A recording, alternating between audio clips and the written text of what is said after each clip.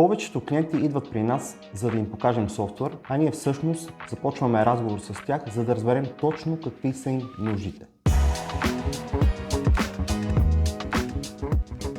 На първа среща с клиента се опитваме да разберем какво точно прави той, как го прави, колко обекта има, колко екипа ръководи. Общо взето, опитваме се да опознаем клиента и неговите нужди, точно като на първа среща.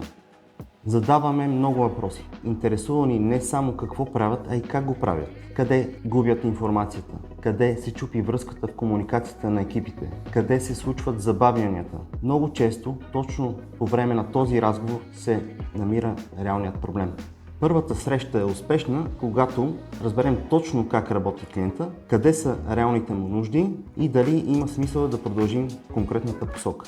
След като стигнем до първоначална яснота, следва важната част да разберем дали това е реалният проблем. Яснотата е първото решение.